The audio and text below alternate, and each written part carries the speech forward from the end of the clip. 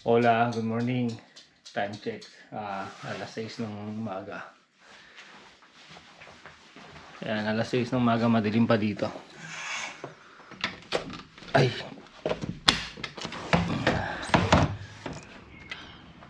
Ayan mga kamigo, alas 6 ng umaga, sobrang dilim pa. So, nagising tayo ng umaga, o gumising tayo ng umaga dahil ihatid natin si Mrs. sa trabaho niya. Dahil meron sa mga dala. Yan o. Nagluto siya ng pansit. Tapos nagluto rin siya ng pork rib adobo. Dadali niya sa trabaho niya. So ayan, ihatid natin siya. Kasi marami siyang dala. O yan si Mrs. Nakabalot ng hairnet. Hairnet niya yan pag nagluluto siya. Ito meron pa pala siya nalutong ano. Ano ito mama? Chicharon. Chicharon. Ayan, niluto niya si chicharon. Papakain niya rin sa mga katrabaho niya. Ng Espanyol.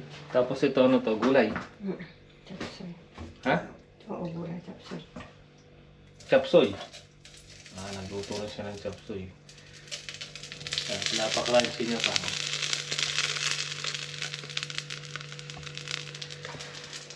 Ito. Meron na pala. Ang chapsoy na niluto niya.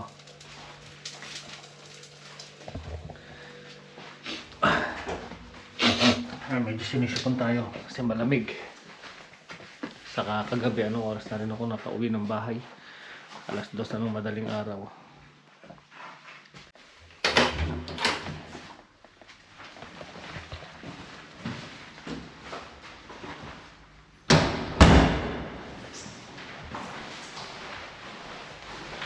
Kunin natin si Opel sa parking.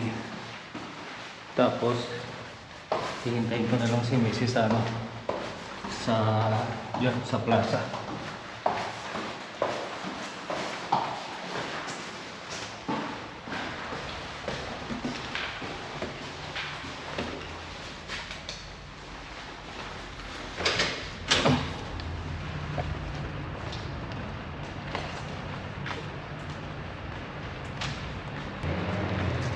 Malamig. Nakaparking dito si Opel. Malapit lang dito sa bahay. Lalakarin lang. Siguro nasa 2 minutes lang. Banda dyan lang ng konti siya nakaparking. So magtatapon muna tayo ng basura.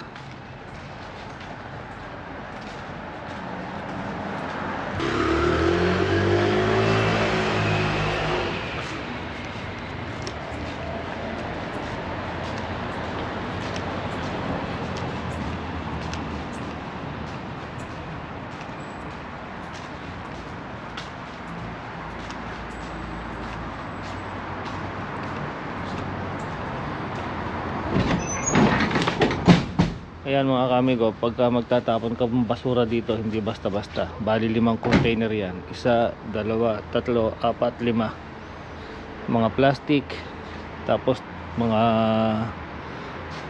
pagkain na ano tawag dito, yung mga nabubulok. Tapos yung mga botelya rito. Tapos mga papel. So, pag nagtapon ka ng basura dito, iwahiwalay. Talagang naka-separate. Hindi ka pwedeng basta-basta na lang magtatapon basta-basta ng basura.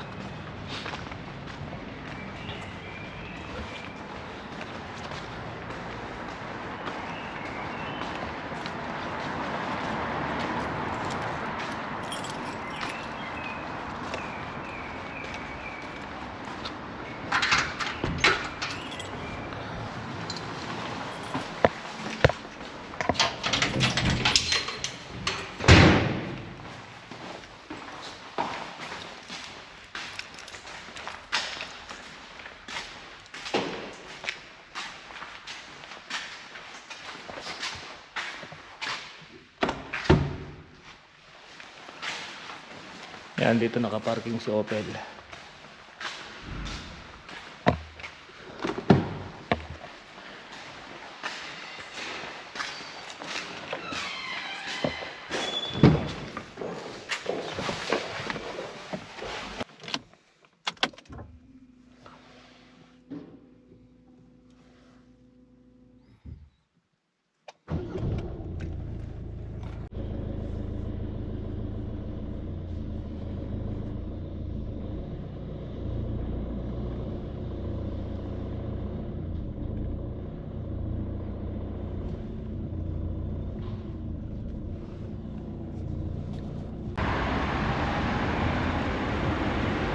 Yan, hintayin natin dito si Mrs.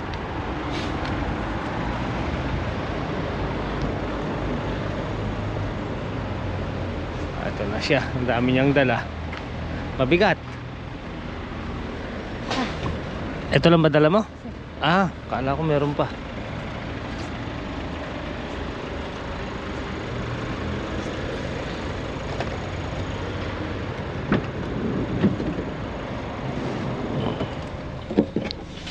Dito na lang natin lagay, ma. Ha? Dito na lang, no? Sa baba? Oo, sa baba. Para hindi ano baka sa taas mo. Mm. Mga kalo mo.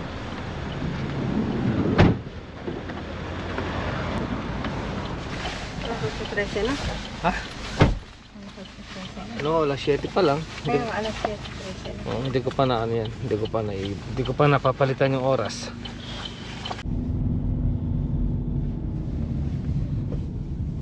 Yan ka-amigo. Nandito na kami. Wala pa. Malapit pa lang tayo sa trabaho mo. Medyo na-traffic kami ng konti sa Ronda Didal.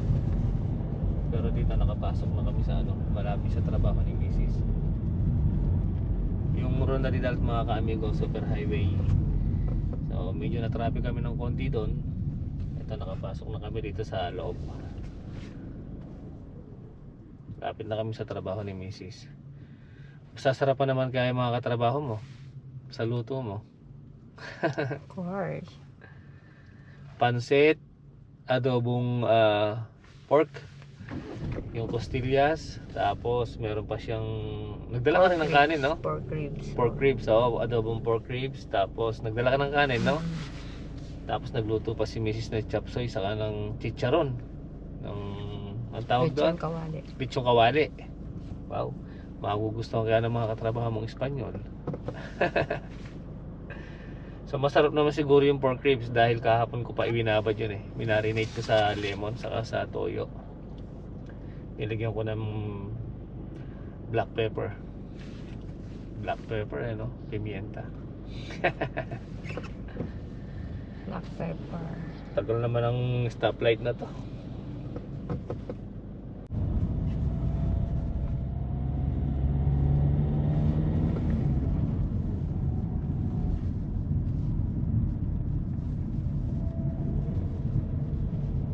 Pesa pero no mucho. Me voy pa. Bale, adios mama. Ay. Kaya mo?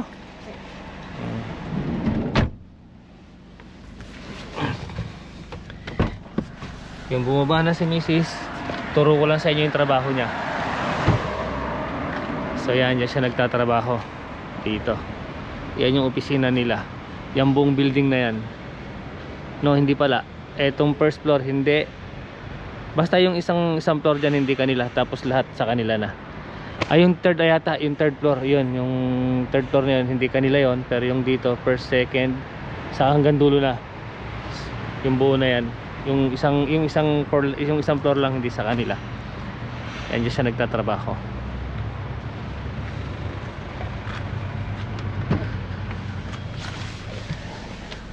Tapos yung mga kamigo, parang gusto kong pumunta ng bukid, kaya lang meron pa akong gagawin.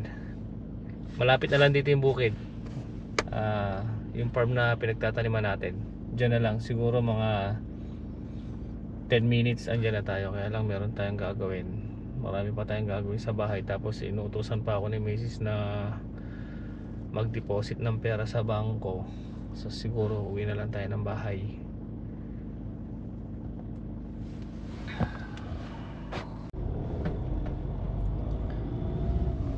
Kaya pala sobrang traffic. Meron palang aksidente. Ayan, oh. Kaya pala may mga pulis na dumaan kanina, saka ano,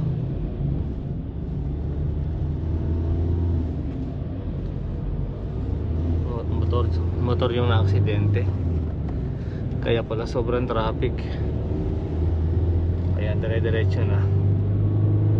Pero grabe, tagal natin sa ano, traffic na yun.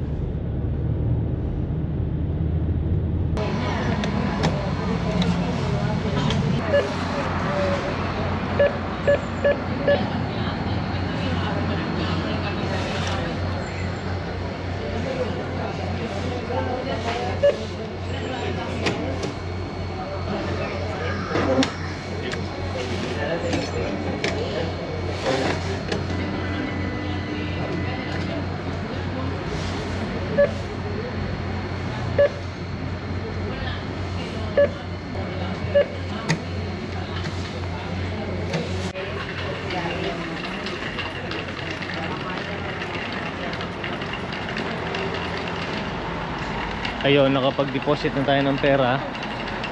Napakasimple lang mag-deposit dito mga kamigo. Dala mo lang yung ATM mo. Tapos papasok mo lang yung ATM doon sa machine. Tapos yun, pwede ka na mag-deposit. Ilalagay mo lang kung magkano yung i-deposit mo. Hindi ka na hindi mo na kailangan pumunta sa teller para pumila. Para matagal ang proseso pagka pupunta ka pa ng teller. So dito hindi. Pwede ka nang mag-deposit doon sa mismo, sa machine mismo. So yan, pauwi na tayo ng bahay.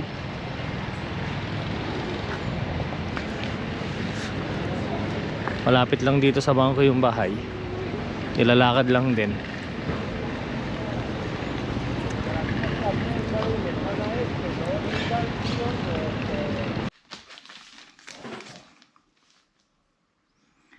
Iyon tikman natin tong luto ni Mrs.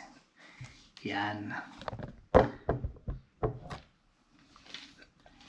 Ito yung lechong kawali. May pansit.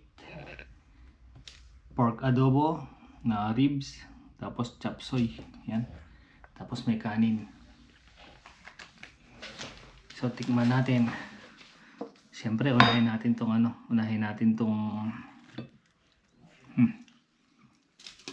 tong lechong kawali niya.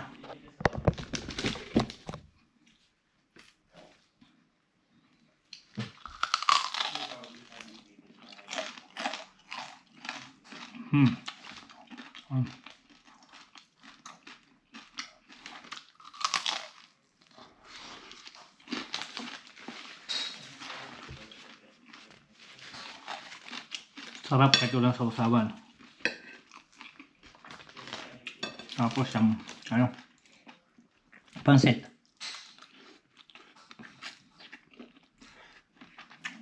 Pwede. Magugustuhan ng mga katrabaho niya to. Gusto naman chop suey.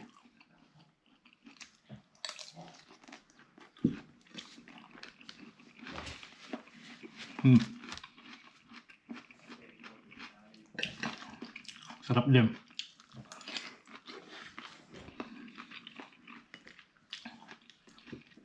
Tapos tong pork ribs na adobo.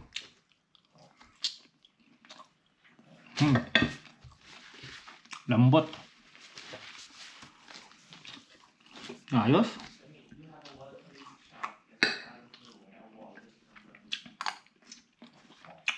Sarap. Nakaka-addict tong to.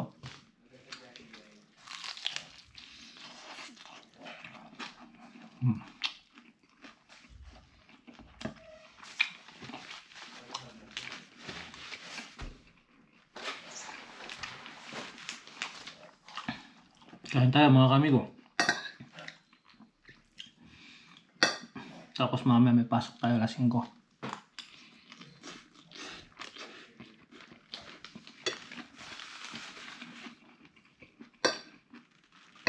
Ito po.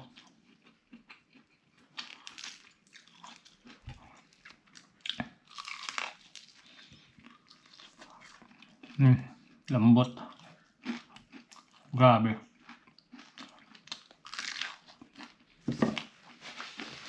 Good.